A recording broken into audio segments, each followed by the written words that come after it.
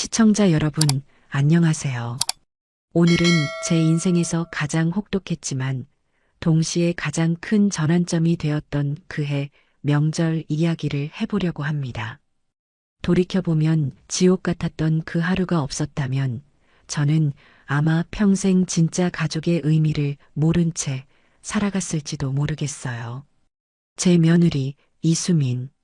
그 아이와 저의 질기고도 아픈 인연은 바로 그날 유난히도 차가웠던 명절 아침부터 시작되었습니다. 그날은 추석이었습니다. 여느 때처럼 저는 동이 트기도 전부터 일어나 제사상에 올릴 음식을 준비하고 있었죠. 남편이 세상을 떠나고 혼자 맞이하는 명절은 텅 빈 집만큼이나 허전했지만 그래도 하나뿐인 아들 지석과 며느리 수민이 온다고 하니 그 아이들 먹일 생각에 힘든 줄도 몰랐습니다. 갈비찜은 밤새 핏물을 빼고 정성껏 양념에 재웠고 며느리가 좋아하는 잡채를 만들기 위해 새벽 시장에서 가장 좋은 시금치를 사와 데쳤어요. 전이며 나물이며 상다리가 부러지게 차려놓고 아들 내외를 기다린 것이 아침 8시였습니다. 하지만 약속했던 9시가 지나고 10시가 넘어도 아들 내외는 감감무소식이었어요. 전화라도 한 통 해볼까 망설이기를 수십 번, 혹여나 오고 있는 길에 재촉하는 전화가 될까 싶어 애꿎은 휴대폰만 만지작거렸습니다. 띵동. 초인종 소리가 들린 건 점심시간이 한참 지난 오후 1시가 다 되어서였습니다.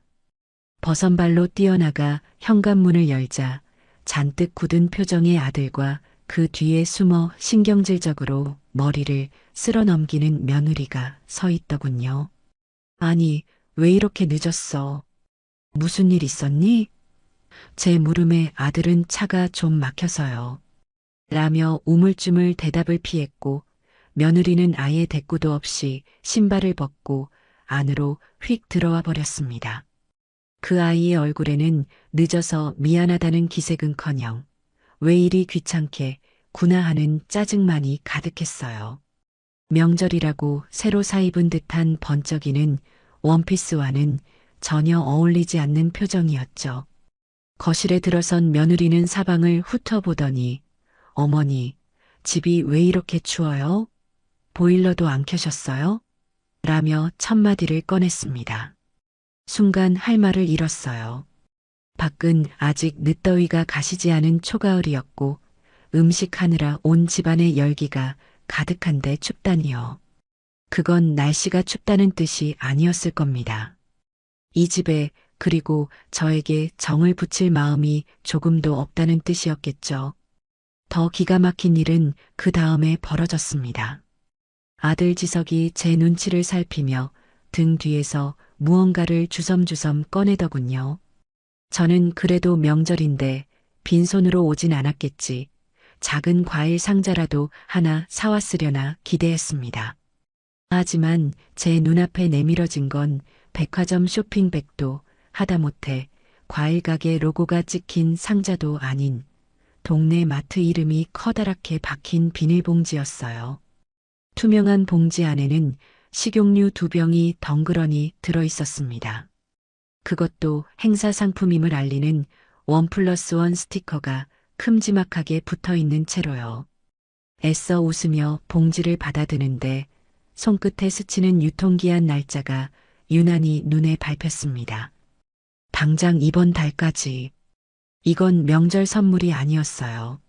무성의함을 넘어서 저를 대하는 며느리의 마음을 그대로 보여주는 모욕이었습니다.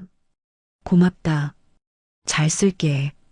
저는 입꼬리를 억지로 끌어올리며 말했지만 목소리는 싸늘하게 떨리고 있었어요. 분위기는 이미 차갑게 식어버렸지만 그래도 밤새 준비한 음식이 아까워 상을 차렸습니다. 탕국을 데우고 갓 부친 전을 접시에 담아내자 그제야 며느리가 식탁에 와서 앉더군요. 숟가락을 들기 무섭게 갈비찜부터 한 점 크게 집어 입에 넣는 그 아이를 보며 저는 그래, 맛있게만 먹어준다면 그걸로 됐다고 스스로를 다독였습니다. 하지만 그런 제 마지막 기대마저 며느리는 여지없이 무너뜨렸어요. 잡채를 한 젓가락 깨작거리던 수민이 갑자기 숟가락을 탁 내려놓으며 말했습니다. 어머니, 솔직히 말해서요. 요즘 세상에 누가 명절에 이렇게까지 음식을 해요? 어차피 다 먹지도 못하고 버릴 텐데 이게 다 음식물 쓰레기잖아요. 내년부턴 그냥 깔끔하게 식당 가서 사 먹어요, 우리. 그 순간 제 머릿속에서 무언가 툭 하고 끊어지는 소리가 들렸습니다. 음식물 쓰레기라니.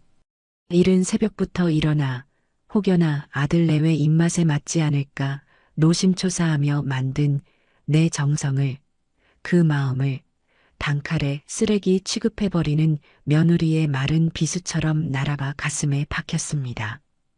아들 지석은 옆에서 수민아, 그런 말을 어떻게 해? 라며 안절부절 못했지만 이미 엎질러진 물이었어요. 저는 조용히 숟가락을 내려놓고 싸늘하게 식은 눈으로 며느리를 똑바로 쳐다봤습니다. 그리고 제 평생 처음으로 며느리에게 가시 돋친 말을 내뱉고 말았어요. 그럼 너는 왜 와서 먹니? 그 음식물 쓰레기 꾸역꾸역 입에 넣으려고 이 멀리까지 행차하셨어? 제 말에 식탁 위에는 얼음장 같은 정적이 흘렀습니다. 며느리의 얼굴은 새하얗게 질려 있었고 아들의 얼굴은 시뻘겋게 달아올라 있었죠. 그의 추석, 우리 집의 명절은 그렇게 끝이 났습니다. 식사가 어떻게 끝났는지 기억도 나지 않아요.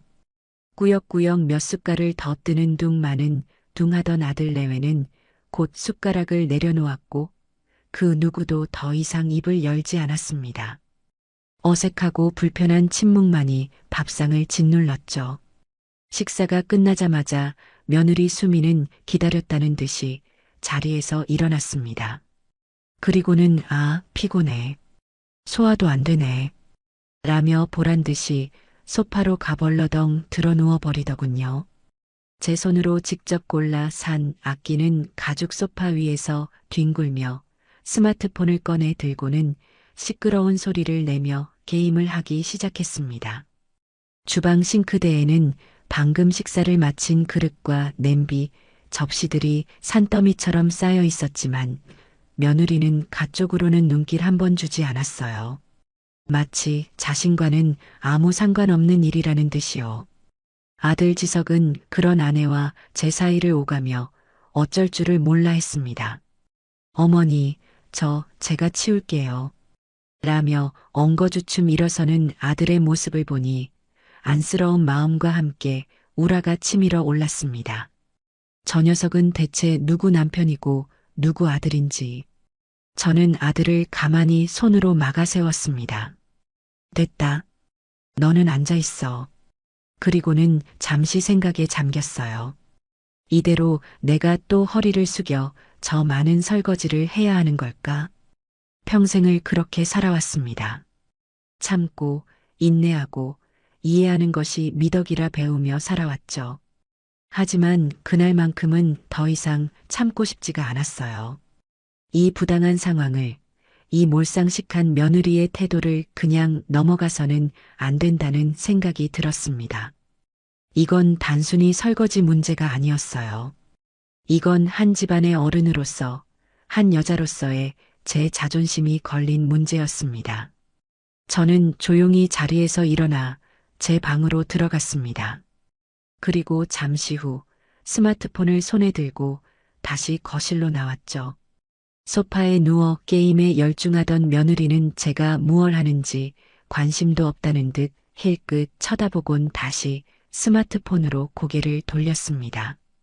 저는 그 자리에서 보란듯이 스마트폰으로 인터넷 검색을 시작했습니다. 명절 긴급 가사 도우미. 몇 번의 터치 끝에 후기가 가장 좋은 업체를 찾아냈습니다. 망설일 것 없이 바로 전화를 걸었어요. 네, 지금 바로 와주실 수 있나요? 주방 정리랑 설거지 전부요. 비용은 얼마가 들어도 상관없습니다. 제 단호한 목소리에 거실의 분위기가 순간 미묘하게 바뀌는 것이 느껴졌어요. 게임 소리가 멎었고 아들과 며느리의 시선이 동시에 제게로 향했습니다. 어머니, 지금 뭐 하시는 거예요? 아들이 당황한 목소리로 물었지만 저는 대답 대신 수화기에 대고 우리 집 주소를 또박또박 불러주었습니다. 네, 고객님. 지금 바로 출발해서 30분 안에 도착하겠습니다. 상담원의 명쾌한 대답을 끝으로 전화를 끊었죠. 정확히 30분 뒤 초인종이 울렸습니다. 문을 열자 깔끔한 유니폼을 입은 두 명의 가사 도우미가 전문적인 장비가 담긴 가방을 들고 서 있었어요. 저는 그분들을 주방으로 안내했습니다. 거실 소파에 앉아있던 며느리의 얼굴이 딱딱하게 굳어지는 것을 똑똑히 봤습니다. 아들은 거의 패닉 상태에 빠진 듯 보였고요. 가사 도우미 두 분의 손놀림은 정말 놀라웠습니다. 한 분은 그릇을 종류별로 나눠 애벌 세척을 시작했고 다른 한 분은 음식물 쓰레기를 완벽하게 분리하고 주방 곳곳에 기름때를 닦아냈어요. 고무장갑을 끼고 뜨거운 물에 손을 담그고 허리를 숙여 냄비 바닥을 닦는 그분들의 모습을 보니 조금 전까지 제가 하려던 고된 노동이 눈앞에 생생하게 그려졌습니다. 순식간에 싱크대를 가득 메웠던 그릇들이 말끔하게 씻겨 건조대에 착착 정리되고 가스레인지 위는 반짝반짝 광이 났습니다. 1시간도 채 되지 않아 주방은 마치 새 것처럼 변해 있었어요. 모든 작업이 끝나고 팀장으로 보이는 분이 제게 다가와 공손하게 고개를 숙였습니다. 사모님, 정리 다 끝났습니다. 확인 부탁드립니다. 저는 완벽하게 정리된 주방을 둘러보고는 만족스럽게 고개를 끄덕였습니다. 그리고 지갑에서 현금 15장, 15만 원을 꺼내 그분께 건넸습니다. 고생 많으셨습니다. 잔돈은? 그러자 그분이 정중하게 영수증을 끊어 제게 건네주더군요. 저는 그 빳빳한 영수증을 받아들고 곧장 거실로 향했습니다. 그리고 아무 말 없이 굳어있는 아들 지석의 손에 그 영수증을 쥐어줬어요. 아들은 이게 뭐냐는 듯 당혹스러운 눈으로 저를 쳐다봤습니다. 저는 아들을 지나쳐 여전히 소파에 앉아 저를 쏘아보고 있는 며느리 수민에게로 다가갔습니다. 그리고 차갑고도 분명한 목소리로 말했죠. 세아가 잘 봐둬. 그게 오늘 너가 했어야 할 설거지 한 그릇의 가치다. 앞으로는 명절에 와서 음식 타박하며 놀고 먹을 생각 말고 정일하기 싫으면 돈으로라도 네 도리를 다하려무나. 그날 아들 내외는 도망치듯 집을 빠져나갔습니다. 현관문이 쾅 닫히는 소리가 유난히 크고 사납게 들렸죠. 완벽하게 청소된 주방과 텅 빈 거실에 홀로 남겨지자 그제야 긴장이 풀리면서 온몸에 힘이 빠졌습니다.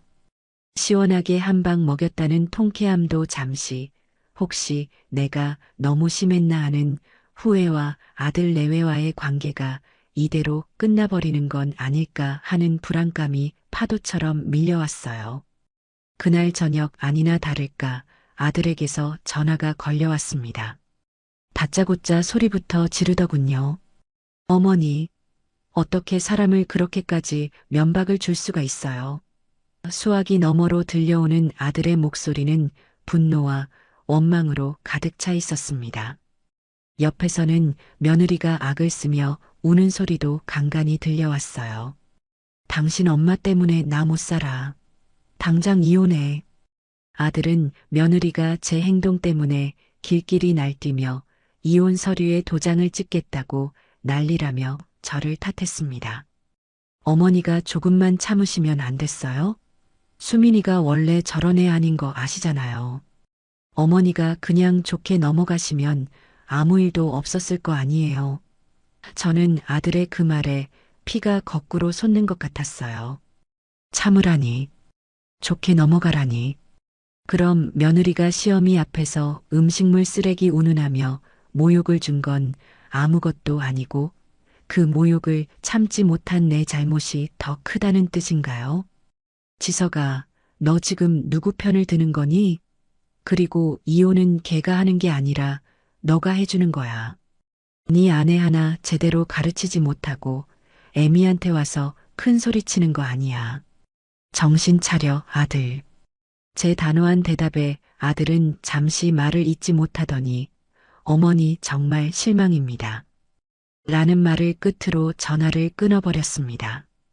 그날 이후로 아들 내외에게서는 정말로 연락 한 통 오지 않았어요. 일주일이 지나고 2주일이 지나도록 전화는 울리지 않았습니다.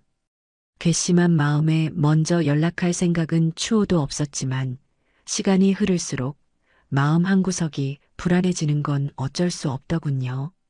이러다 정말 아들 얼굴도 못 보고 살게 되는 건 아닐까? 며느리에게는 쌀쌀맞게 굴었어도 아들은 제 목숨보다 소중한 자식인데 말이죠. 답답하고 걱정되는 마음에 결국 저는 해서는 안 될 행동을 하고 말았습니다. 차를 몰고 아들네 아파트 근처로 간 것이에요. 차마 집 앞에까지 갈 용기는 나지 않아 단지 입구에서 한참 떨어진 곳에 차를 세우고 하염없이 아파트 쪽만 바라봤습니다. 그러다 혹시라도 아들이나 며느리가 나오면 어쩌나 싶어 심장이 조마조마했죠. 1시간을 넘게 그렇게 있었을까요? 이제 그만 돌아가야겠다 싶어 차에 시동을 거는데 바로 그 순간이었습니다. 아파트 정문으로 며느리 수민이 황급히 걸어 나오는 모습이 보였어요. 그런데 그 모습이 어딘가 좀 이상했습니다.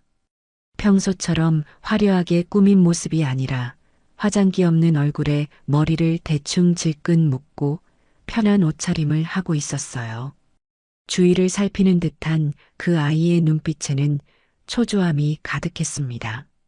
잠시 후 어디선가 달려온 택시가 그 아이 앞에 멈춰 섰고 수미는 망설일 틈도 없이 뒷좌석에 올라탔습니다. 저는 저도 모르게 그 택시의 뒤를 따라 차를 몰기 시작했어요. 며느리가 향한 곳은 집이나 회사는 물론 백화점이나 번화가와는 전혀 다른 방향이었습니다. 택시는 시내를 벗어나 한참을 달리더니 저도 생전 처음 가보는 낯선 동네의 낡은 골목 안으로 사라졌습니다. 제 마음속에 자리 잡았던 불안감은 순식간에 크고 불길한 의심으로 변해가고 있었어요. 며칠 동안 잠을 설쳤습니다. 낯선 동네의 허름한 골목으로 사라지던 며느리의 모습이 눈앞에서 떠나질 않았어요. 혹시라도 며느리에게 무슨 좋지 않은 일이 있는 건 아닐까? 아니면 내가 모르는 무언가를 숨기고 있는 걸까? 온갖 상상이 머릿속을 헤집어 놓았죠. 이대로는 안 되겠다 싶었습니다. 진실이 무엇이든 제 눈으로 직접 확인해야만 했어요. 저는 며칠 뒤 단단히 마음을 먹고 다시 차를 몰아 그 동네로 향했습니다. 기억을 더듬어 며느리가 택시에서 내렸던 골목을 찾아냈어요. 그곳은 시간이 멈춘 듯 낡고 조용한 동네였습니다. 그리고 골목의 가장 안쪽, 가장 후미진 곳에 간판 글씨마저 희미해진 낡은 건물이 하나 서 있었어요. 한마음 요양병원. 병원이라기엔 너무나 작고 초라한 모습에 저는 잠시 그 앞에서 망설였습니다. 하지만 여기까지 와서 돌아설 수는 없었죠. 저는 심호흡을 한번 하고 삐걱거리는 유리문을 열고 안으로 들어갔습니다.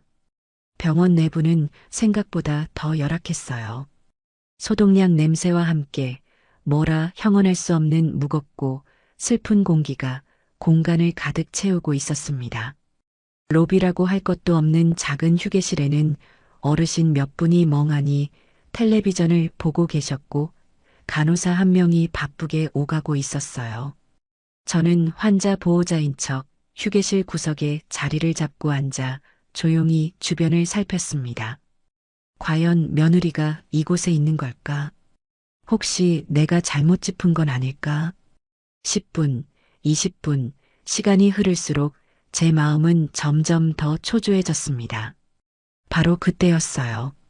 병실 복도 안쪽에서 휠체어 하나가 천천히 밀려 나왔습니다. 그리고 그 휠체어를 밀고 있는 사람은 다름 아닌 제 며느리 수민이었습니다. 저는 저도 모르게 소파 등받이 뒤로 몸을 숨겼습니다. 며느리는 명절 때와는 완전히 다른 모습이었어요. 값비싼 원피스 대신 몸에 딱 붙지도 않는 헐렁한 간병인 복장을 하고 있었습니다. 화장기 하나 없는 얼굴은 지쳐 보였지만 휠체어에 앉은 할머니를 내려다보는 눈빛만은 놀라울 정도로 다정하고 따뜻했어요. 어머니, 식사하셔야죠. 오늘 반찬은 어머니 좋아하시는 두부조림이네. 며느리는 휠체어를 휴게실 한쪽에 세우고는 익숙한 손놀림으로 식판을 받아와 휠체어에 앉은 할머니 앞에 놓았습니다. 그리고는 수저를 들어 식은 음식을 후후 불어가며 할머니의 입에 넣어드리는 것이었어요. 저는 그 광경을 보고 제 눈을 의심했습니다.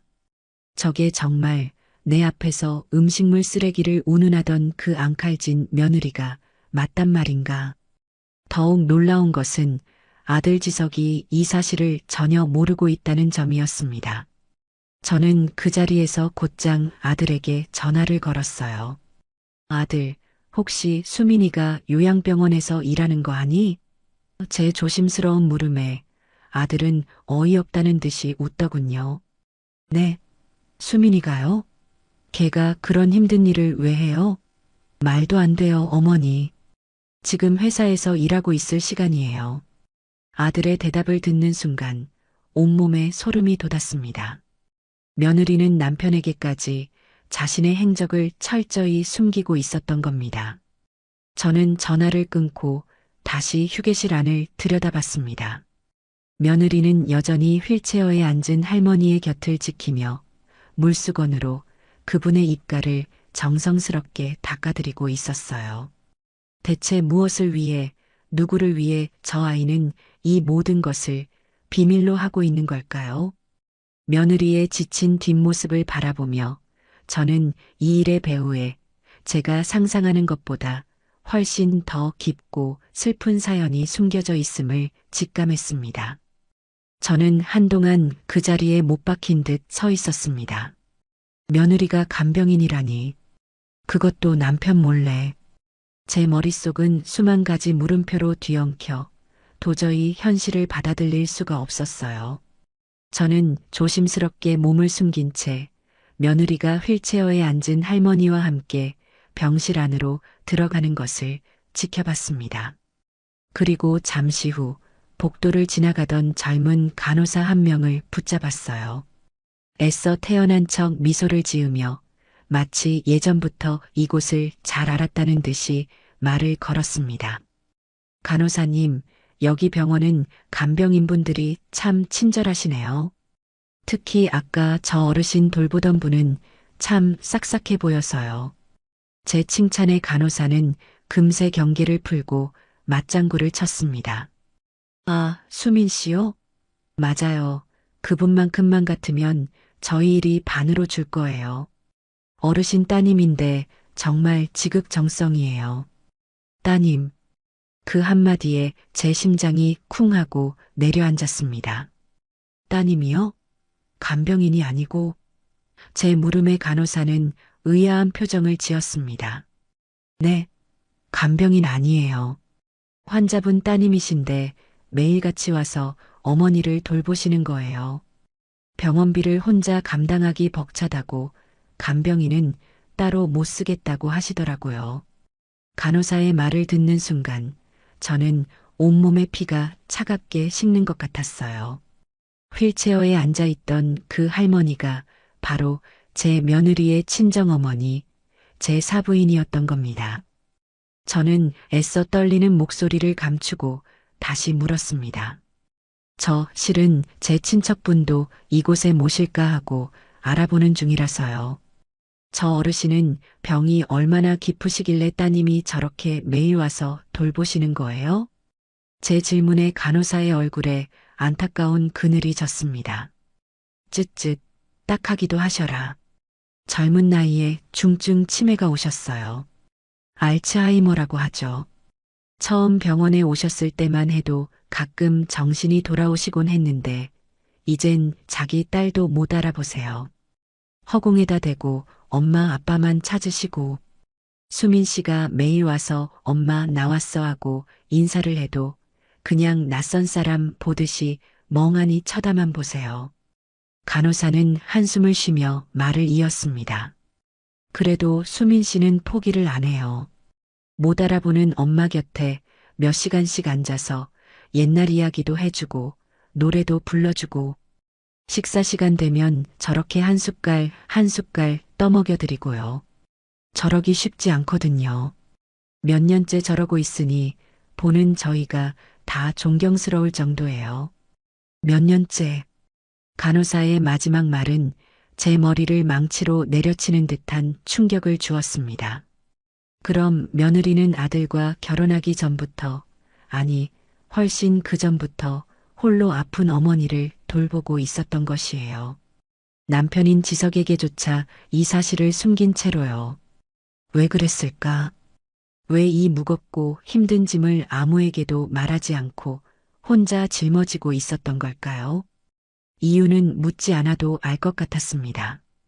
자신의 아픈 가족사가, 병든 어머니가 혹시라도 사랑하는 남편의 인생에 짐이 될까봐 그저 혼자 감내하고 혼자 버텨내는 길을 택했던 것이겠죠.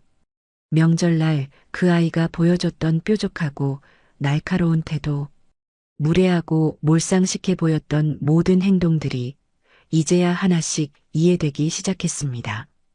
그건 남을 향한 공격이 아니었어요. 위태로운 자신을 지키기 위한 너무나도 아픈 방어막이었던 겁니다. 저는 간호사에게 고맙다는 인사를 하는 둥마는 둥하고 도망치듯 그 요양병원을 빠져나왔습니다. 차에 올라타자마자 참았던 눈물이 복물처럼 터져나왔어요. 며느리에 대한 미안함과 제 자신에 대한 부끄러움에 저는 한참 동안 운전대를 잡은 채 고개를 들 수 없었습니다. 그날 집으로 돌아오는 길은 마치 꿈속을 헤매는 것 같았어요. 신호등이 어떻게 바뀌는지, 차들이 어떻게 지나가는지 아무것도 보이지 않았습니다. 제 머릿속은 온통 요양병원에서 본 며느리의 모습과 간호사에게서 들었던 이야기로 가득 차 있었죠. 집에 도착해 현관문을 열고 들어서는 순간 명절날의 풍경이 파노라마처럼 눈앞을 스쳐 지나갔습니다. 어머니, 집이 왜 이렇게 추워요? 그 말은 정이 없다는 투정이 아니었어요. 매일같이 온기 없는 병실에서 지쳐 돌아온 그 아이의 고단한 한숨이었을 겁니다. 유통기한이 임박한 식용유 2병.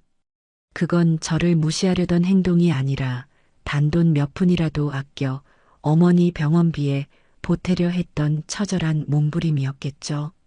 이게 다 음식물 쓰레기잖아요. 그 말에 담긴 진짜 의미는 어머니, 저는 이렇게 풍족한 음식을 마음 편히 즐길 여유가 없어요라는 슬픈 절규였을지도 모릅니다. 그리고 15만 원짜리 영수증. 저는 그 아이의 뺨을 돈으로 후려친 것이나 다름없었습니다. 그 아이가 얼마나 절박하게 돈을 아끼고 있는지 상상도 하지 못한 채 그저 제 자존심만 내세워 씻을 수 없는 상처를 주고 만 것이에요. 저는 거실에 한참을 멍하니 서 있다가 비틀거리는 걸음으로 부엌으로 향했습니다. 그리고 찬장을 열어 며느리가 명절날 사왔던 그 식용유를 꺼내 들었어요. 금방이라도 터질 듯 팽팽하게 부풀어 오른 제 마음처럼 플라스틱 병은 제 손안에서 위태롭게 흔들렸습니다. 저는 그 식용유를 가만히 식탁 위에 내려놓고 한참을 바라보았습니다. 이걸로 맛있는 음식이라도 해줘야겠다. 따뜻한 밥 한 끼 제대로 차려 먹여야겠다. 그 생각밖에 들지 않았어요. 저는 곧장 지갑을 챙겨 들고 밖으로 나갔습니다. 시장으로 향하는 내내 며느리가 좋아하던 반찬들이 머릿속에 떠올랐어요. 달콤 짭짤한 소고기 장조림, 아삭한 식감의 우엉조림, 그리고 고소한 참기름 냄새가 일품인 잡채. 결혼 초 어머니 잡채 정말 맛있어요. 라며 수줍게 웃던 그 아이의 얼굴이 아른거렸습니다. 시장에서 장을 보는 제 손길은 그 어느 때보다 분주하고 정성스러웠습니다. 잡채에 들어갈 시금치는 가장 싱싱한 것으로 골랐고 장조림용 소고기는 단골 정육점 주인에게 부탁해 가장 부드러운 홍두깨살로 끊었습니다. 집으로 돌아온 저는 곧장 팔을 걷어붙이고 음식을 만들기 시작했어요. 멸치와 다시마로 진하게 육수를 내고 소고기 핏물을 빼고 채소를 다듬는 모든 과정에 온 마음을 쏟았습니다. 명절 때와는 완전히 다른 마음이었어요. 그때는 의무감과 약간의 과시욕으로 음식을 했다면 지금은 오롯이 며느리를 향한 미안함과 속죄의 마음으로 칼을 잡았습니다. 몇 시간 동안 부엌에서 땀을 흘리고 나니 어느새 저녁이 다 되어 있었죠. 정성껏 만든 밑반찬들을 크고 작은 반찬통에 나누어 담았습니다. 따뜻한 밥 한 공기만 있으면 바로 먹을 수 있도록 완벽하게 준비를 마친 뒤 저는 다시 차를 몰아 그 낡은 요양병원으로 향했습니다. 무슨 말을 해야 할지, 며느리가 저를 보고 어떤 반응을 보일지 두려웠지만 더 이상 망설일 수는 없었어요. 요양병원에 도착하니 이미 바깥은 캄캄해져 있었습니다. 병원 로비는 낮보다 더 스산하고 적막했어요. 저는 곧장 간병인들이 쉰다는 휴게실로 향했습니다. 낡은 문틈으로 희미한 불빛이 새어나오고 있었죠. 저는 심호흡을 한번 하고 조심스럽게 문을 열었습니다. 좁은 휴게실 안 작은 탁자 앞에 며느리 수민이 홀로 앉아 있었습니다. 그 아이의 앞에는 김이 모락모락 나는 컵라면 하나가 전부였어요. 고개를 푹 숙인 채 젓가락으로 면을 휘젓고 있던 며느리는 인기척에 고개를 들었고 문 앞에 서 있는 저를 보고는 그 자리에서 돌처럼 굳어버렸습니다. 동그래진 그 아이의 눈에는 놀라움과 당혹감, 그리고 약간의 경계심이 뒤섞여 있었어요. 저 역시 무슨 말부터 꺼내야 할지 몰라 반찬통을 든 채 문지방에 멀뚱히 서 있기만 했습니다. 어색하고 불편한 침묵이 몇 분처럼 길게 이어졌죠. 저는 잠시 후 결심한 듯 성큼성큼 안으로 들어갔습니다. 그리고 며느리가 앉아있는 탁자 위로 제가 들고 온 반찬통들을 하나씩 내려놓기 시작했어요. 달칵, 달칵하고 플라스틱 뚜껑이 열릴 때마다 고소하고 맛있는 냄새가 컵라면의 인공적인 향을 밀어내고 휴게실 안을 가득 채웠습니다. 윤기가 자르르 흐르는 장조림, 아삭한 연근조림, 알록달록한 잡채. 며느리는 눈앞에 펼쳐지는 반찬들을 믿을 수 없다는 듯 멍한 표정으로 바라보고 있었어요. 저는 마지막 반찬통까지 모두 내려놓고 며느리의 맞은편에 조용히 앉았습니다. 그리고 그 아이의 손에 들려있던 나무젓가락을 빼서 컵라면 용기 옆으로 치워버렸어요. 그런 건 먹는 거 아니야. 몸 상한다. 제 나직한 말에 며느리의 어깨가 움찔하고 떨렸습니다. 저는 애써 아무렇지 않은 척 퉁명스러운 목소리로 말을 이었습니다. 이러려고 돈 아낀다고 명절에 그 다 죽어가는 식용유를 사온 거냐? 제 말이 끝나기가 무섭게 며느리의 동그란 눈에서 굵은 눈물방울이 뚝뚝 떨어지기 시작했습니다. 눈물은 컵라면 용기 위로 그리고 제가 차려놓은 반찬 위로 후두득 떨어져 내렸어요. 그 아이는 소리도 내지 못하고 그저 어깨를 들썩이며 눈물만 흘렸습니다. 그동안 얼마나 많은 서름과 아픔을 혼자서 삼켜왔을까요? 그 작은 어깨로 얼마나 무거운 짐을 지고 버텨왔을까요? 저는 자리에서 일어나 며느리의 곁으로 다가갔습니다. 그리고 아무 말 없이 가늘게 떨고 있는 그 아이의 등을 가만히 쓸어주었어요. 제 손길이 닿자 둑이 터진 듯 참아왔던 울음을 터뜨리기 시작했습니다. 흑, 어머니, 흐엉. 아이처럼 목 놓아 우는 며느리의 울음소리가 텅 빈 휴게실을 가득 메웠고 그 울음소리를 들으며 제 눈시울도 뜨거워졌습니다. 수민이는 한참을 그렇게 울었습니다. 몇 년 동안 가슴속에 쌓아두었던 모든 응어리를 토해내듯 서럽고 또 서럽게 울었어요. 저는 그 아이의 울음이 그칠 때까지 아무 말 없이 등만 토닥여 주었습니다. 어떤 말로도 그 아이의 아픔을 위로할 수 없다는 것을 알았기 때문이에요. 시간이 얼마나 흘렀을까.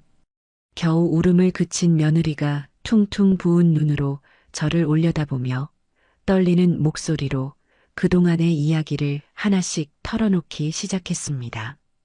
젊은 나이에 갑자기 치매 판정을 받은 친정어머니의 이야기, 하나뿐인 딸인 자신이 아니면 어머니를 돌볼 사람이 없었던 기막힌 사정, 점점 늘어나는 병원비를 감당하기 위해 남몰래 아르바이트를 전전해야 했던 고된 시간들, 그리고 그 모든 사실을 남편인 지석에게 차마 말할 수 없었던 이유까지. 지석 씨는 아무것도 몰랐으면 했어요. 저 때문에, 우리 엄마 때문에 그 사람 인생에 짐이 되고 싶지 않았어요. 그냥 저 혼자 감당하면 될 거라고 생각했어요. 어머니. 정말이에요. 며느리는 죄인처럼 고개를 숙인 채 띄엄띄엄 말을 이어갔습니다. 저는 그런 며느리의 손을 가만히 잡아주었습니다. 거칠고 메마른 그 아이의 손이 안쓰러워 저도 모르게 눈물이 다시 핑 돌았어요. 바보 같은 소리 하지 마라. 가족이 왜 가족인데. 힘들고 아픈 짐은 나누어지라고 있는 거야. 이제 혼자 끙끙 앓지 마. 나도 네 어머니다. 제 진심 어린 위로에 며느리는 다시 한번 제 어깨에 기대어 눈물을 쏟았습니다. 그날 밤 우리는 마치 오랫동안 헤어졌던 엄마와 딸처럼 서로의 온기를 나누며 한참을 그렇게 있었습니다. 그날 밤 저는 며느리를 집으로 데려왔습니다. 더 이상 그 아이를 차갑고 낯선 병원 휴게실에 혼자 둘 수는 없었어요. 며느리는 괜찮다며 한사코 거절했지만 저는 거의 반강제로 그 아이의 팔을 이끌고 병원을 나섰습니다. 집으로 돌아오는 차 안에서 우리 사이에는 아무런 대화도 오가지 않았어요. 하지만 더 이상 어색하거나 불편하지 않았습니다. 말없이도 서로의 마음을 이해할 수 있는 그런 깊은 침묵이었죠. 집에 도착하자마자 저는 며느리를 이끌고 식탁에 앉혔습니다. 아무 생각 말고 밥부터 먹어. 제가 차려준 따뜻한 밥과 반찬 앞에서 며느리는 또 한 번 눈시울을 붉혔어요. 그리고는 아주 오랜만에 정말 맛있게 밥을 먹기 시작했습니다. 그 모습을 보니 제 마음도 조금은 놓이는 것 같았어요. 다음 날 아침 저는 중대한 결심을 했습니다. 이 모든 사실을 아들 지석에게 알려야겠다고요. 더 이상 며느리가 혼자서 아파하고 제 아들이 아무것도 모른 채 아내를 오해하도록 내버려 둘 수는 없었습니다. 저는 곤히 잠든 며느리를 뒤로하고 아들에게 전화를 걸었습니다. 지석아, 지금 당장 한마음 요양병원으로 와. 너가 꼭 봐야 할 게 있어. 제 목소리가 너무나 단호하고 비장했던 탓일까요? 아들은 군말 없이 알겠다고 대답했습니다. 저는 며느리에게는 잠시 다녀올 곳이 있다며 집에서 쉬고 있으라고 말한 뒤 서둘러 요양병원으로 향했습니다. 약속 장소에 먼저 도착해 아들을 기다리는 시간은 마치 심판의 날을 기다리는 것처럼 길고 초조하게 느껴졌어요. 얼마 지나지 않아 아들 지석이 잔뜩 인상을 쓴 채 요양병원 안으로 들어섰습니다. 어머니, 여기까지 저를 왜 부르셨어요? 또 수민이랑 무슨 일 있으세요? 아들은 여전히 모든 갈등의 원인이 저와 며느리 사이에 있다고 생각하는 듯 했어요. 저는 아무 말 없이 아들의 팔을 이끌고 사부인이 계신 병실로 향했습니다. 어머니, 아들은 영문을 모르겠다는 표정으로 저를 따라왔죠. 병실 문을 열고 안으로 들어서는 순간 아들은 그 자리에 우뚝 멈춰 섰습니다. 창가 쪽 침대에 멍한 표정으로 허공을 바라보며 누워있는 초라한 모습의 장모님. 그리고 그 옆에서 아무 말 없이 앙상한 장모님의 손을 주물러 드리고 있는 제 자신. 아들은 눈앞의 광경을 도저히 이해할 수 없다는 듯 저와 장모님을 번갈아 쳐다보기만 했습니다. 어머니, 이분은 누구세요? 여긴 어떻게 아들의 말이 채 끝나기도 전에 병실 문이 다시 열리며 며느리 수민이 들어왔습니다. 집에서 쉬고 있으라던 제 말을 듣지 않고 결국 이곳까지 따라온 것이었어요. 며느리는 남편과 저를 보고 모든 것을 체념한 듯 깊은 한숨을 내쉬었습니다. 그리고 조용히 남편의 곁으로 다가갔어요. 지석 씨, 우리 엄마야. 그 한마디에 아들의 세상은 무너져 내렸습니다. 아들은 충격으로 말을 잇지 못한 채 아내와 장모님을 번갈아 바라보며 뒷걸음질 쳤습니다.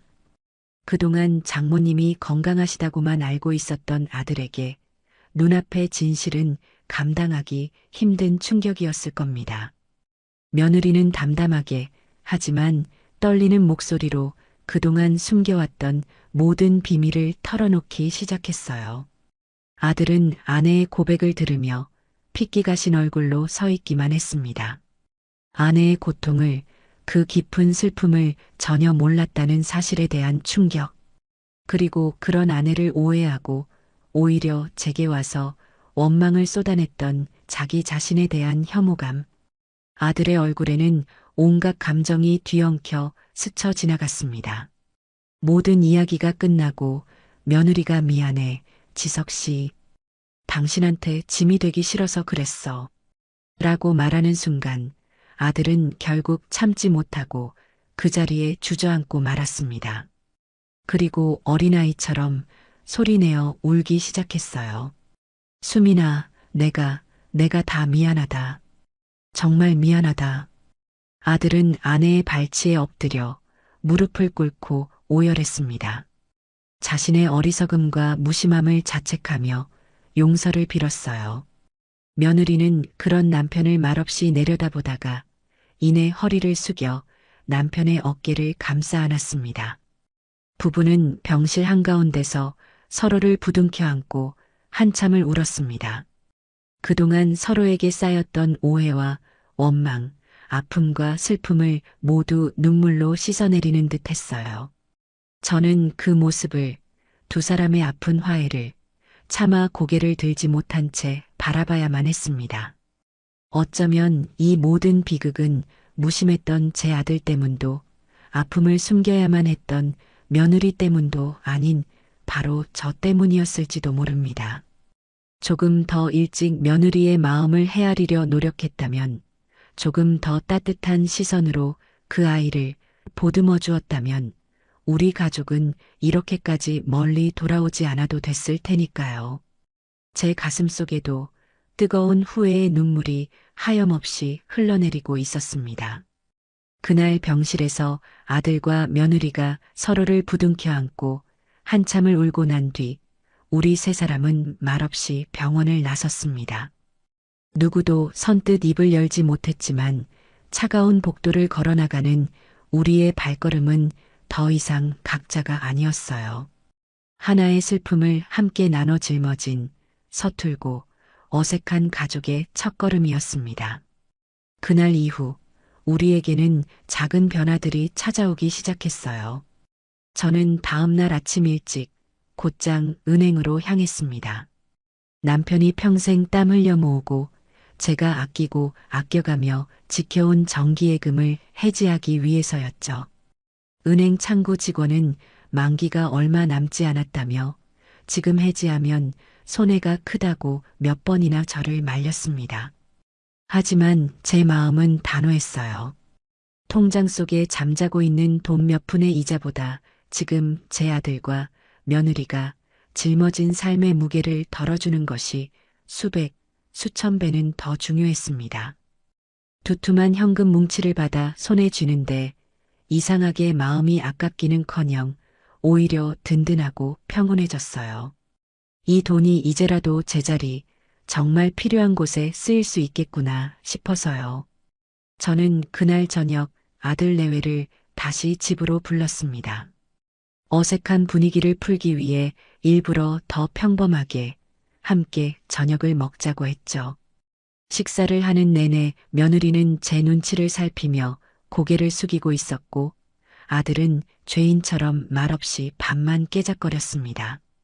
식사가 끝나고 저는 조용히 안방에서 돈 봉투를 가져와 두 사람 앞에 내밀었습니다. 이게 뭐예요, 어머니? 아들이 놀라 물었고 며느리는 이미 그게 무엇인지 짐작했다는 듯 입술을 깨물고 있었어요. 이 돈으로 우선 사부인부터 더 좋은 병원으로 옮겨드리자. 내가 알아보니 치매 환자들을 전문적으로 돌보는 시설 좋은 병원들이 많더구나. 더 이상 너 혼자 끙끙 앓게 할 수는 없어. 제 말에 아들과 며느리는 기겁을 하며 손사래를 쳤습니다.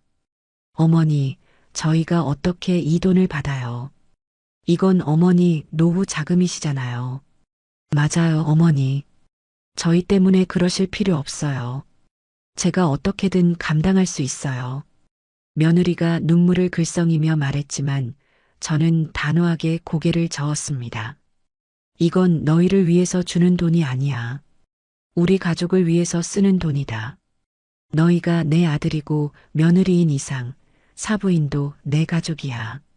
가족이 아픈데 내가 어미 된 도리로 이 정도도 못하겠니?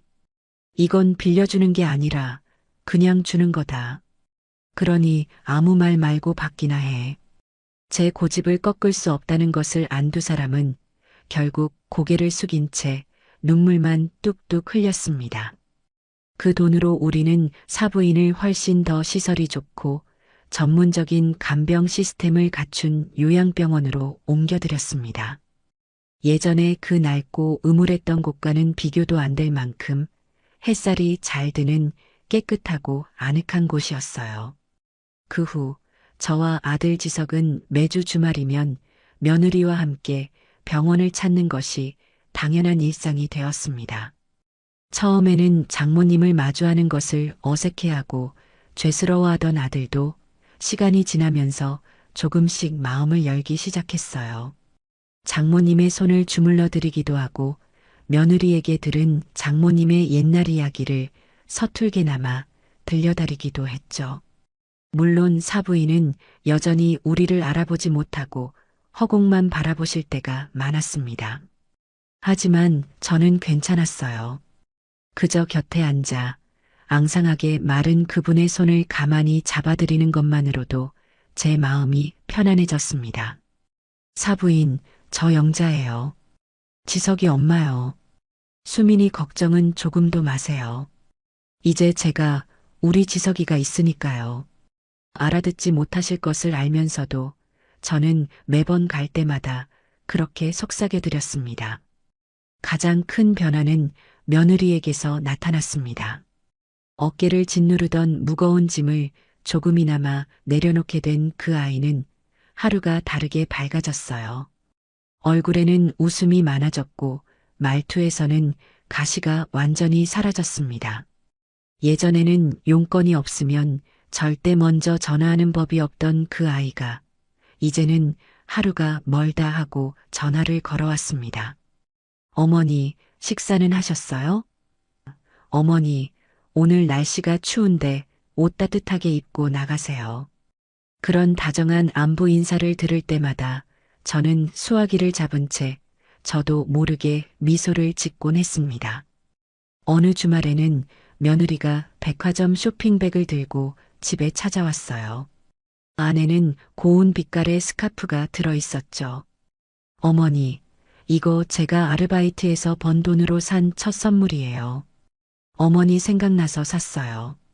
그 말을 듣는데 어찌나 마음이 찡하던지.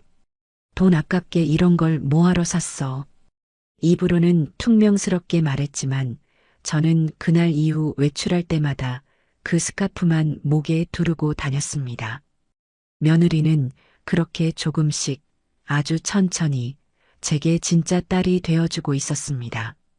시간이 흘러 가을이 깊어지고 어느덧 쌀쌀한 바람이 불기 시작하던 어느 날 저녁이었습니다.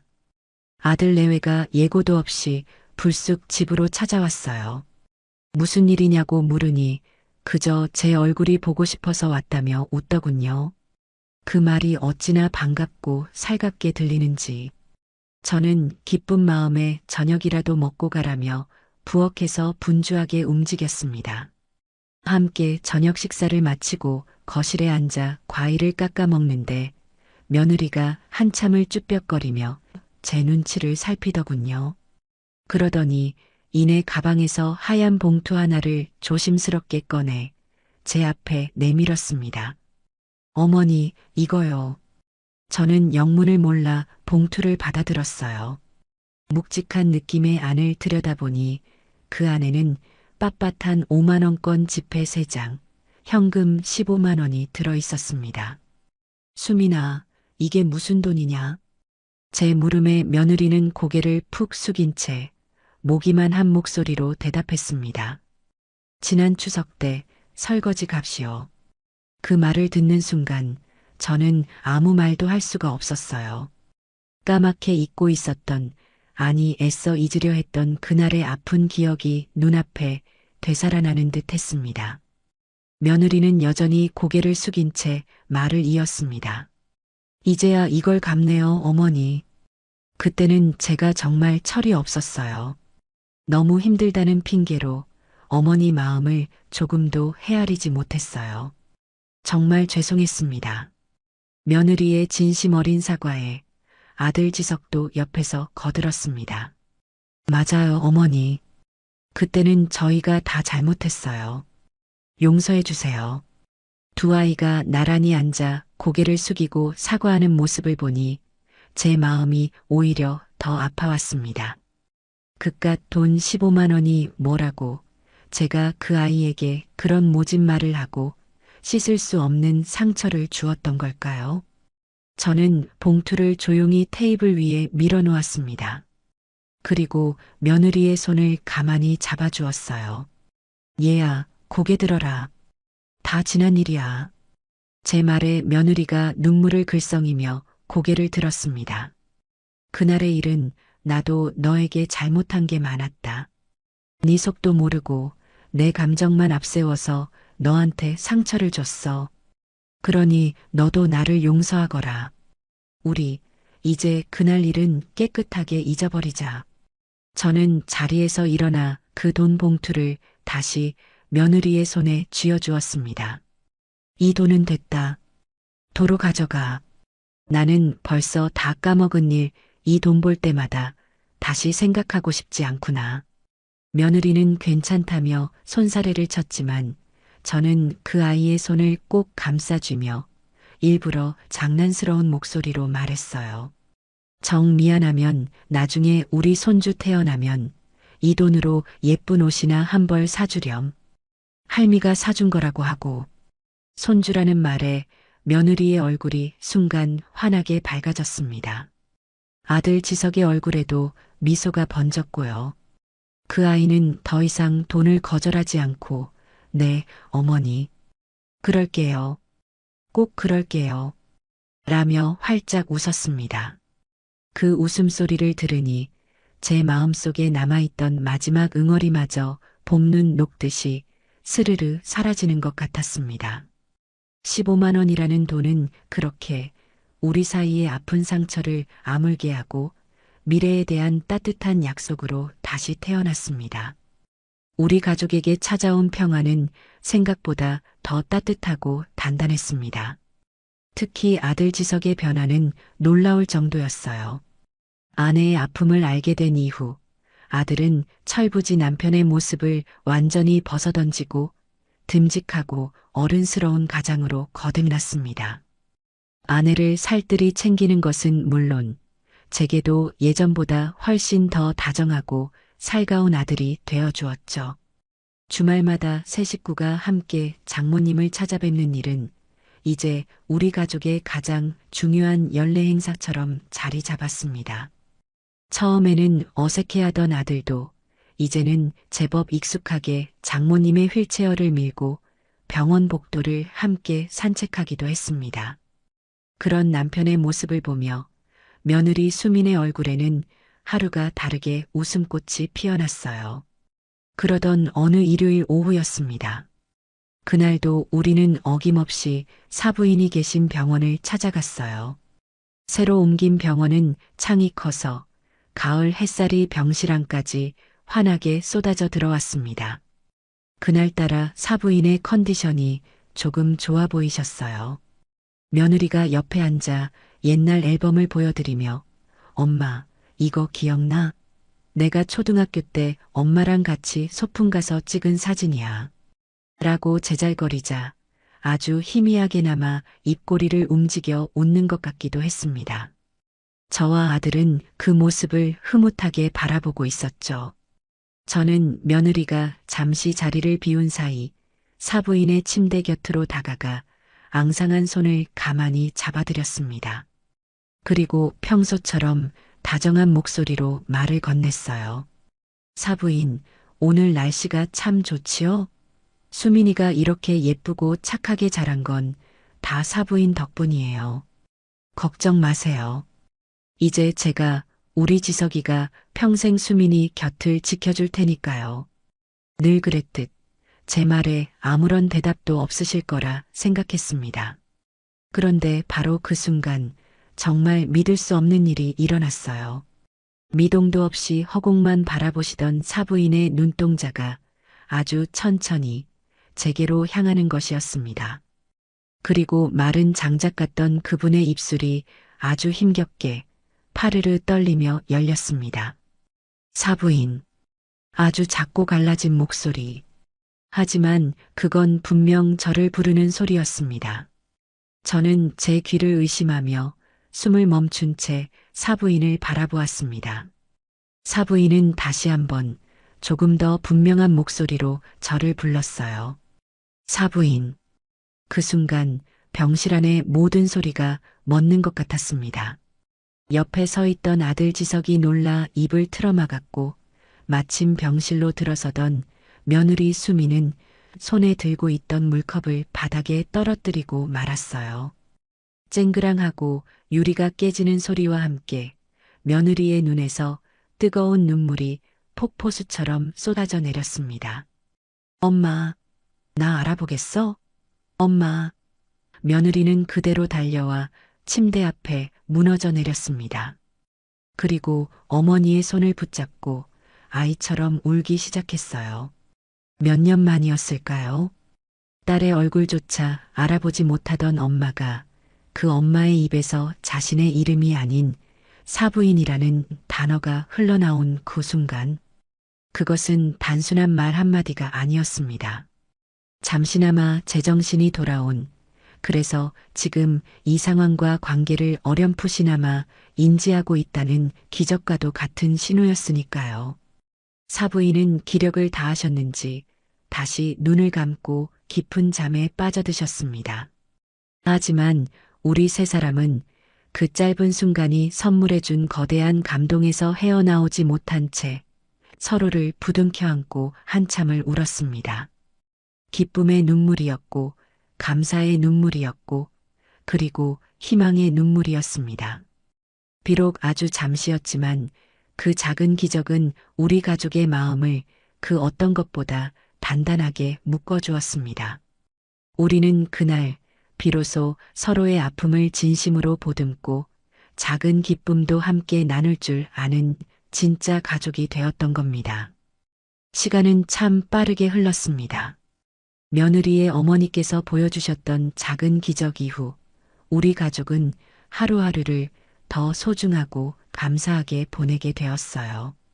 그리고 어느덧 작년에 그 혹독했던 명절이 다시 돌아왔습니다. 1년 전만 해도 명절이 다가오는 것이 두렵고 불편하기만 했는데 올해는 이상하게도 마음이 설레고 기다려지더군요. 아니나 다를까 명절 이틀 전부터 며느리에게서 전화가 걸려왔습니다. 어머니, 내일 제가 아침 일찍 갈게요. 같이 장 보러 가요.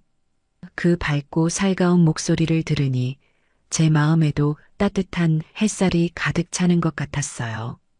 명절 전날 며느리는 정말로 아침 일찍 싱싱한 과일과 채소를 한 아름 사들고 집으로 찾아왔습니다. 어머니, 이거 어머니 좋아하시는 샤인 머스켓이에요. 그리고 이건 갈비찜에 넣으면 맛있을 것 같아서 밤이랑 대추도 좀 사왔어요. 라며 부엌 식탁 위에 사온 것들을 풀어놓는데 작년에 보았던 그 유통기한 임박한 식용유 2병과는 비교도 할 수 없는 정성과 마음이 느껴졌습니다. 며느리는 오자마자 당연하다는 듯이 앞치마를 둘렀습니다. 어머니, 저는 뭐부터 하면 돼요? 묻는 그 아이의 얼굴에는 귀찮은 기색 대신 진심으로 명절 준비를 함께하고 싶어 하는 설렘이 가득했어요. 우리는 나란히 주방에 서서 두런두런 이야기를 나누며 음식을 만들기 시작했습니다. 제가 나물을 무치면 며느리는 옆에서 전을 부쳤어요. 노릇노릇하게 익어가는 전 냄새와 고소한 참기름 냄새가 집안 가득 퍼져나갔습니다. 작년에는 혼자서 외롭게 채웠던 부엌이 올해는 며느리와의 웃음소리로 시끌벅적하니 힘든 줄도 모르겠더군요. 명절 당일에는 아들 지석도 아침 일찍부터 달려왔습니다. 아들은 오자마자 아이고 우리 집 여자들 고생 많았네 라며 너스레를 떨더니 저와 며느리를 부엌에서 내보내고 거실 소파에 앉혀놓고는 자기가 상을 차리겠다며 팔을 걷어붙였어요. 며느리와 저는 마주보며 웃음을 터뜨렸습니다. 작년에 그 얼음장 같던 분위기는 온데간데였고 집안에는 온종일 화기애애한 기운이 넘쳐 흘렀습니다. 다 함께 둘러앉아 정성껏 만든 음식을 먹으며 우리는 서로의 안부를 묻고 소소한 일상을 나누었습니다. 수민아, 이 잡채는 네가 해서 그런가 더 맛있는 것 같다. 제 칭찬에 며느리는 에이, 아니에요. 어머니가 가르쳐 주신 대로 한 걸요. 라며 수줍게 웃었습니다. 그 모습을 보며 저는 진정한 행복이란 이렇게 사랑하는 가족과 함께 맛있는 음식을 나누어 먹는 아주 평범한 순간에 있다는 것을 새삼 깨달았습니다. 식사가 끝나고 어김없이 싱크대에는 설거지거리가 산처럼 쌓였습니다. 제가 당연하다는 듯이 고무장갑을 끼려는데 갑자기 셔츠 소매를 걷어붙인 아들이 제 앞을 막아섰습니다. 어머니, 작년엔 전문가 불렀으니까 올해는 이 아들 전문가가 한번 해보겠습니다. 아들의 너스레에 며느리도 옆에서 앞치마를 두르며 거들었어요. 맞아요, 어머니. 어머니는 이제 편히 앉아서 과일 드시고 계세요. 이건 저희가 할게요. 두 사람이 저를 부엌에서 등 떠밀다시피 내보내고는 나란히 서서 설거지를 시작했습니다. 아들이 그릇을 헹구면 며느리가 옆에서 마른 행주로 물기를 닦는 모습이 어찌나 보기 좋던지 달그락거리는 그릇 소리마저 정겨운 음악처럼 들려왔습니다. 저는 거실 소파에 앉아 흐뭇한 미소로 그 사랑스러운 두 사람의 뒷모습을 한참 동안 바라보았습니다. 모든 정리가 끝나고 며느리는 남은 명절 음식을 따로 챙기기 시작했습니다. 어머니, 이 나물이랑 저는 제가 좀 싸가도 될까요? 병원에 계신 엄마 갖다 드리려고요. 며느리는 플라스틱 반찬통을 꺼내 사부인이 좋아하실 만한 부드러운 음식들만 골라 정성껏 담았습니다. 앙상하게 마른 어머니가 조금이라도 더 드셨으면 하는 딸의 애틋한 마음이 음식을 담는 그 손길 하나하나에 고스란히 담겨 있었어요. 그 모습을 가만히 지켜보는데 제 마음속에서 뜨거운 무언가가 울컥하고 솟아올랐습니다. 음식물 쓰레기라며 밥상에 찬물을 끼얹던 뾰족하고 위태롭던 며느리는 이제 어디에도 없었습니다. 제 앞에는 아픈 어머니를 살뜰히 챙길 줄 아는 속 깊은 딸이자 시어머니와 함께 명절을 보낼 줄 아는 다정한 며느리만이 서 있었어요. 저는 조용히 다가가 음식을 담는 며느리의 어깨를 가만히 감싸 안았습니다. 그래, 많이 싸가거라. 사부인께서도 분명 좋아하실 게다. 제 말에 며느리는 저를 돌아보며 세상에서 가장 환한 미소를 지어 보였습니다. 그 순간 저는 이 아이가 더 이상 며느리가 아닌 제게 또 하나의 소중한 딸이라는 것을 깨달았습니다. 그 따뜻하고 행복했던 두 번째 명절이 지나고 우리 가족에게는 또 하나의 선물이, 어쩌면 제 인생 가장 큰 선물이 찾아왔습니다. 명절의 풍요로움이 아직 집안 곳곳에 남아있던 며칠 뒤 평일 오후였어요. 며느리가 시장에 들렀다며 과일 몇 가지를 사들고 집으로 찾아왔습니다. 그런데 그날따라 그 아이의 얼굴이 평소와는 사뭇 달랐어요. 무언가 좋은 일이 있는 듯 상기되어 있으면서도 동시에 금방이라도 울음이 터질 듯 불안해 보였습니다. 소파에 앉아서도 쉴 새 없이 손가락을 꼼지락거리고 제 눈치를 살피며 몇 번이나 입술을 달싹이다가 말을 삼키더군요. 그 모습을 보니 제 마음이 다 불안해져서 걱정스러운 마음에 넌지시 물었습니다. 아가, 어디 아픈 거냐? 병원이라도 다녀와야 하는 거 아니야. 왜 그리 낯빛이 안 좋아? 제 물음에 며느리는 한참을 아무 말 없이 입술만 깨물고 우물쭈물하더니 이내 결심한 듯 숨을 한번 크게 고르고는 가방 안을 뒤적이기 시작했습니다. 그리고는 아주 조심스럽게 마치 세상에서 가장 귀한 보물이라도 되는 듯 작은 플라스틱 막대기 하나를 꺼내 제게 내밀었어요. 어머니, 저기 이거요. 그게 무엇인지 단번에 알아보지는 못했습니다. 요즘 젊은 사람들이 쓰는 물건인가 싶어 고개를 갸웃거리며 받아들었죠. 두 눈을 가늘게 뜨고 자세히 들여다보는 순간 저는 저도 모르게 숨을 헉 들이마셨습니다. 하얀 플라스틱 막대기 위에 새겨진 작은 창, 그 안에 너무나도 선명하게 그어진 두 줄의 붉은 선. 처음에는 그게 무엇을 의미하는지 몰라 어리둥절했지만 제 머릿속 어딘가에서 잠자고 있던 아주 오래된 기억이 제가 아들 지석을 가졌을 때의 그 벅찬 감정이 번개처럼 스치고 지나갔습니다. 그것은 새로운 생명이, 우리 가족의 미래가 지금 이 작은 막대기 위에서 조용히 시작되고 있음을 알리는 기적과도 같은 신호였습니다. 어머니, 어떡해요? 제가 엄마가 된대요. 며느리는 금방이라도 무너져 내릴 것 같은 얼굴로 거의 속삭이듯 제게 말했어요. 그 목소리에는 이제 막 엄마가 된 순수한 기쁨보다는 앞으로 닥쳐올 현실에 대한 막연한 두려움과 걱정이 더 크게 느껴졌습니다. 내가 과연 좋은 엄마가 될 수 있을까?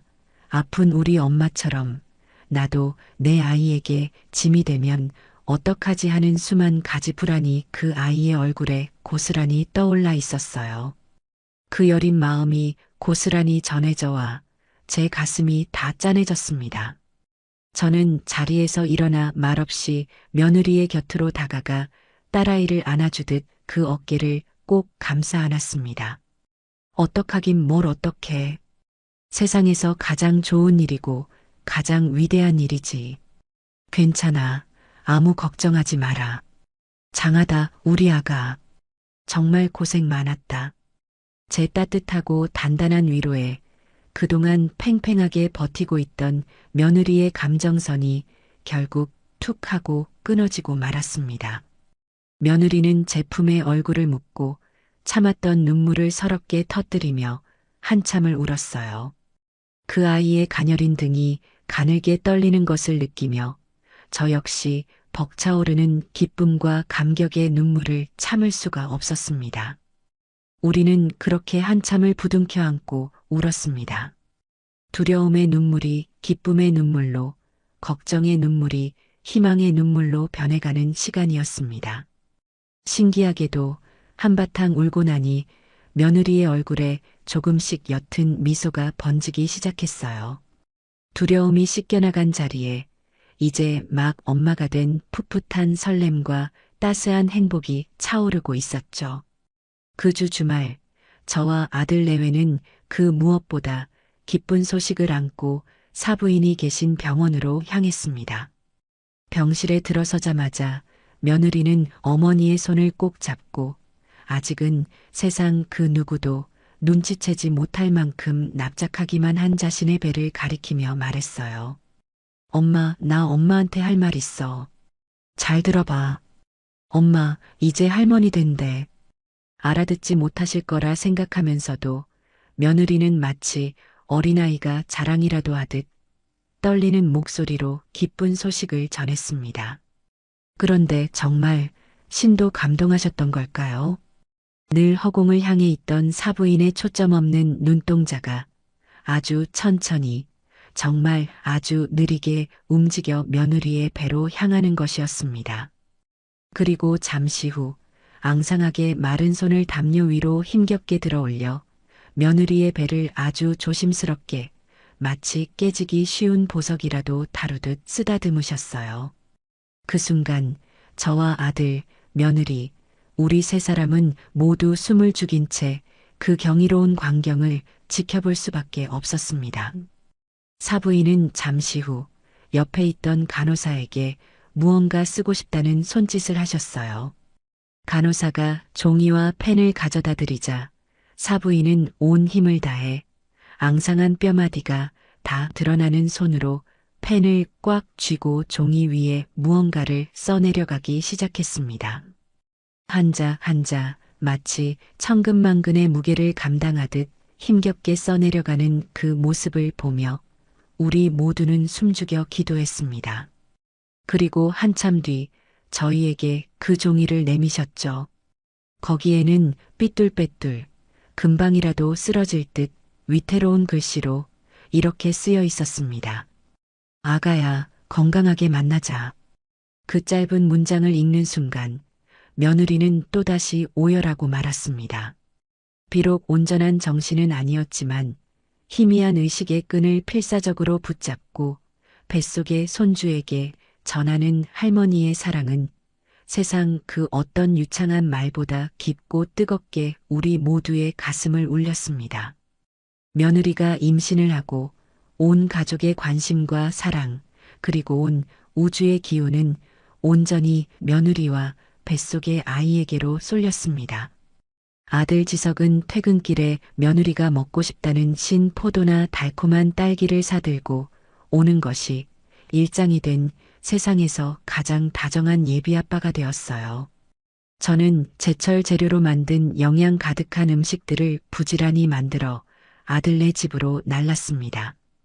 제 음식을 먹고 입덧이 조금 가라앉는 것 같다는 며느리의 말 한마디에 고된 줄도 모르고 밤새 육수를 고고 나물을 무쳤죠. 뱃속 아이의 태동이 처음 느껴졌다는 말을 들었을 때는 마치 제가 다시 젊은 시절로 돌아가 제 아들의 첫 태동을 느꼈던 것처럼 기뻐서 돈내가 떠나가라 소리를 질렀습니다.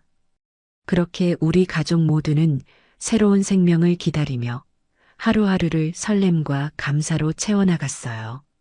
10달이라는 시간은 길고도 짧았습니다. 마침내 길고 긴 진통 끝에 며느리는 새벽의 여명을 닮은 예쁜 공주님을 순산했습니다. 분만실 밖에서 초조하게 기다리다 우렁찬 아기의 첫 울음소리를 듣는 순간 저와 아들은 부둥켜 안고 감격의 눈물을 흘렸어요.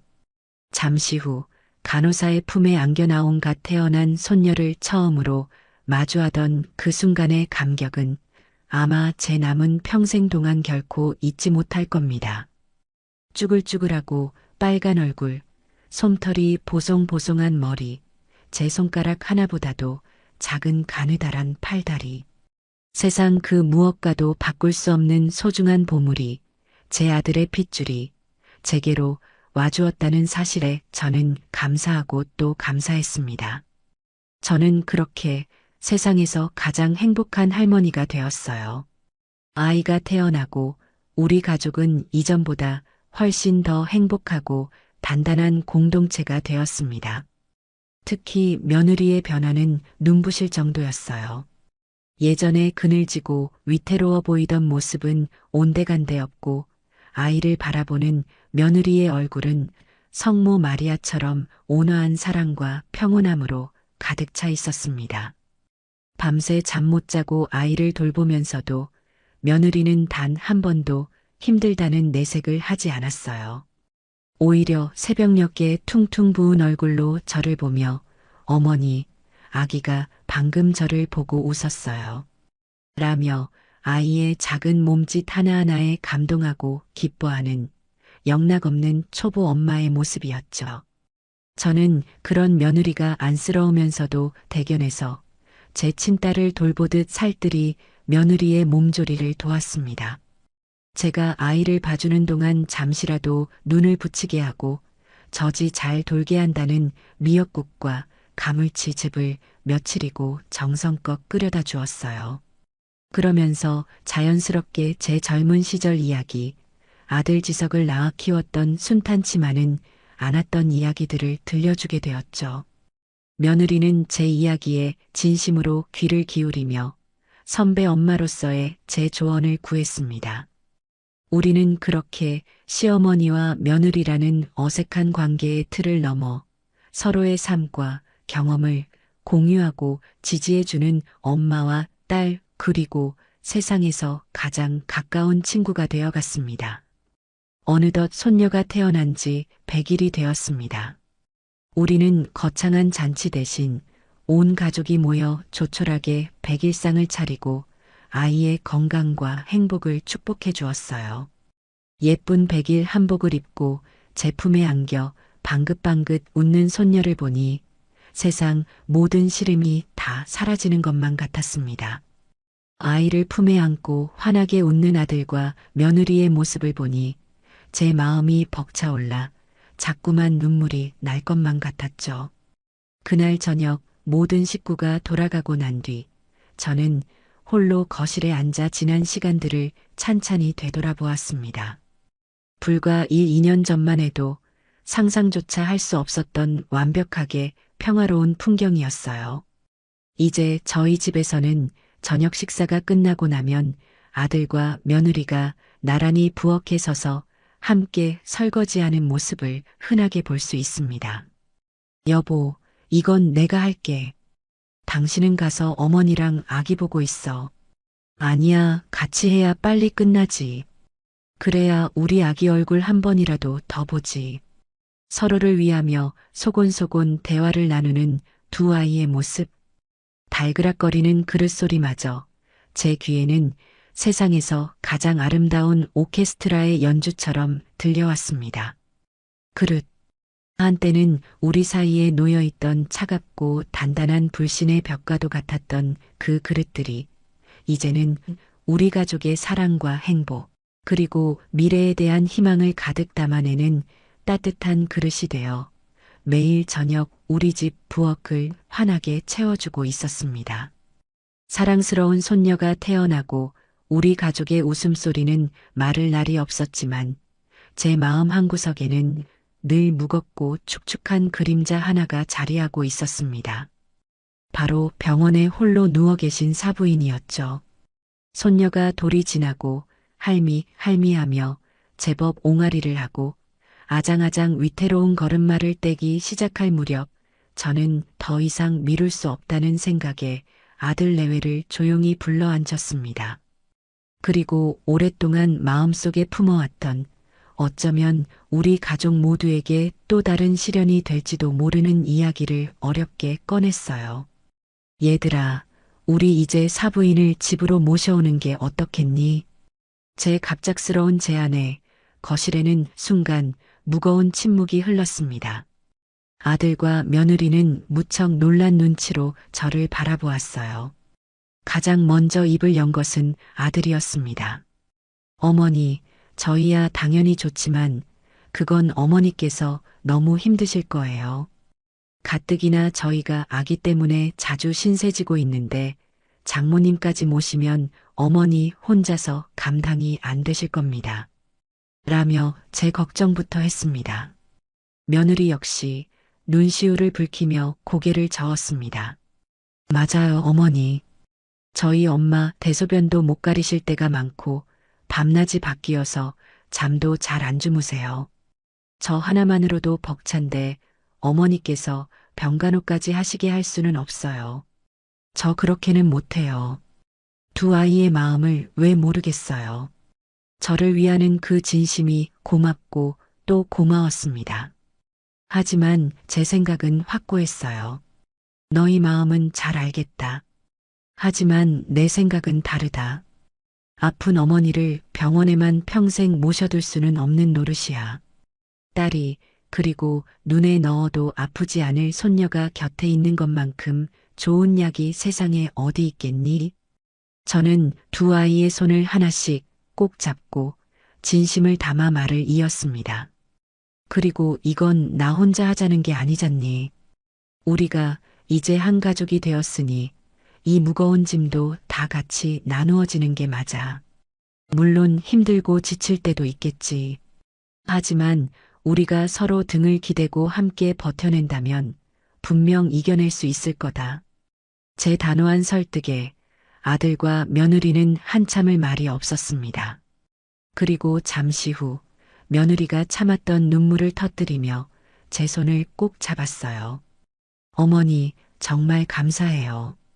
정말 감사합니다. 제가 평생 어머니께 효도하며 살게요. 그렇게 우리 가족은 아주 중요하고 또 아주 용기 있는 결정을 내리게 되었습니다. 사부인을 집으로 모셔오기 위한 준비는 생각보다 더 많은 노력이 필요했습니다. 저희는 우선 햇볕이 가장 잘 드는 안방을 사부인의 방으로 내어드리기로 했어요.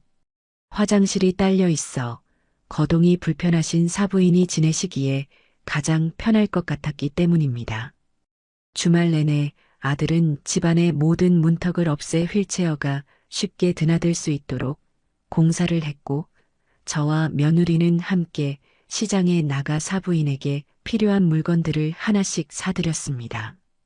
부드러운 순면 잠옷, 욕창 방지 매트리스, 그리고 방안을 환하게 밝혀줄 예쁜 꽃 화분까지.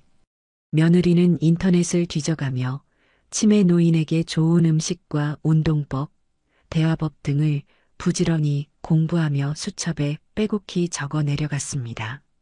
마침내 모든 준비가 끝나고 사부인이 집으로 오시는 날, 우리 네 식구는 병원으로 향하는 내내 설렘과 함께 약간의 긴장감을 감출 수가 없었습니다. 퇴원 수속을 밟고 몇 년 동안 정들었던 익숙한 병실을 나서는 사부인의 얼굴에는 어떤 감정도 떠오르지 않았지만 저희는 그 손을 꼭 잡고 말씀드렸어요. 어머니, 이제 집에 가요.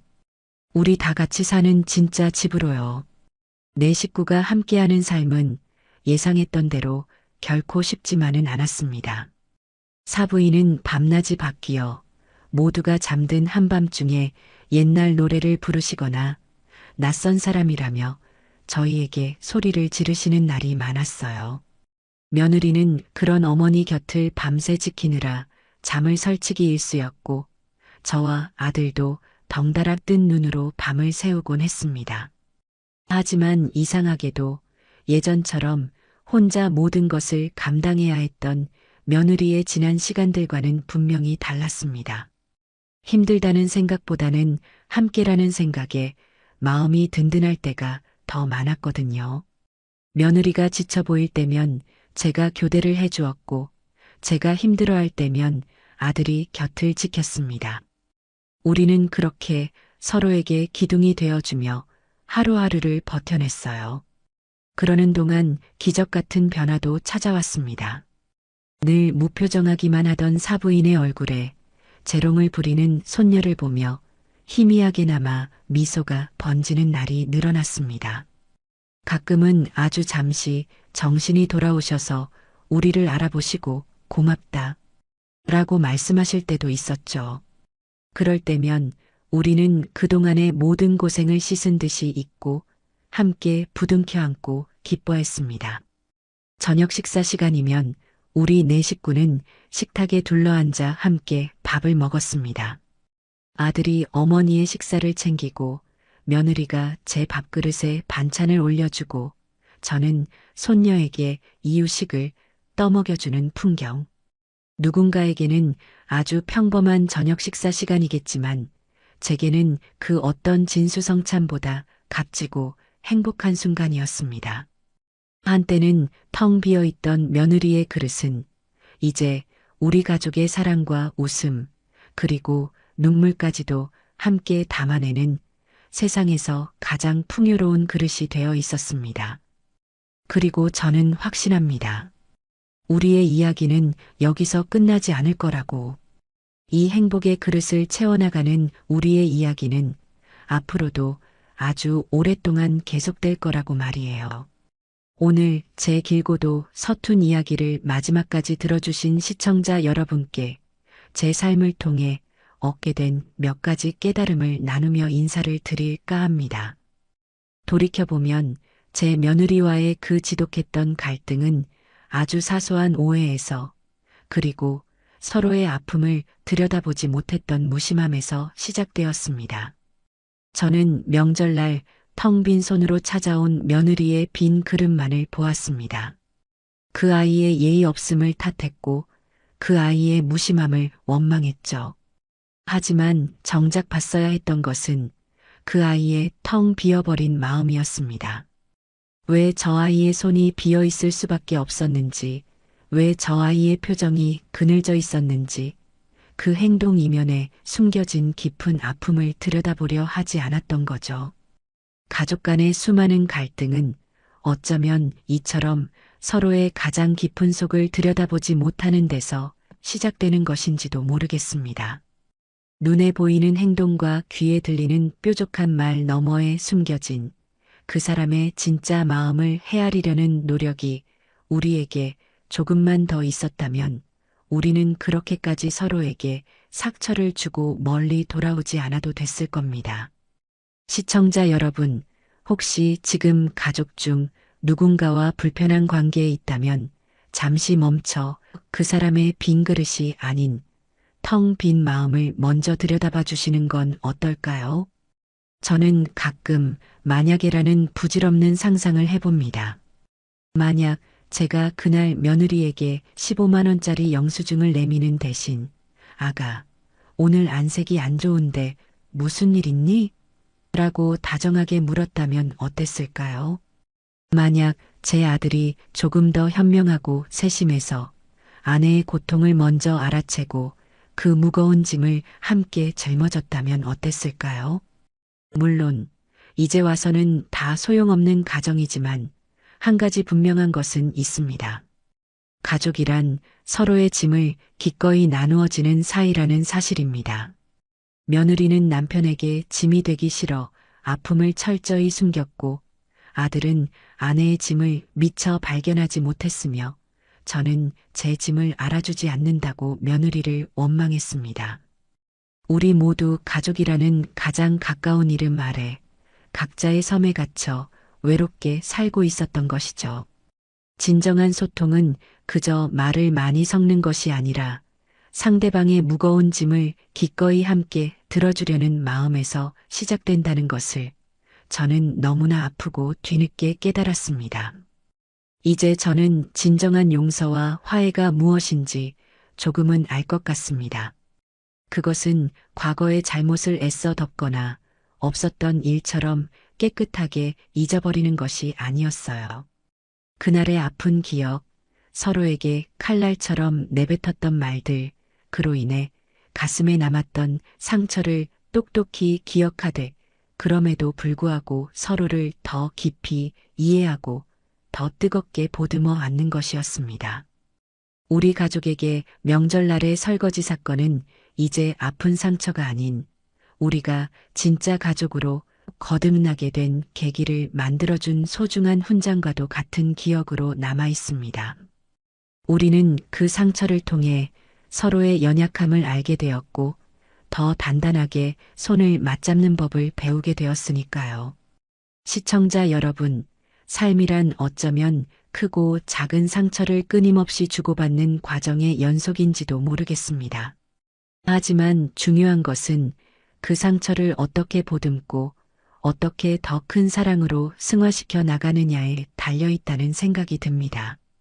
부디 시청자 여러분의 가정에 그리고 여러분의 삶에 늘 따뜻한 이해와 진정한 사랑이 가득하기를 이 늙은 시어미가 그리고 이제는 한 아이의 할머니가 된 제가 진심으로 기원하겠습니다.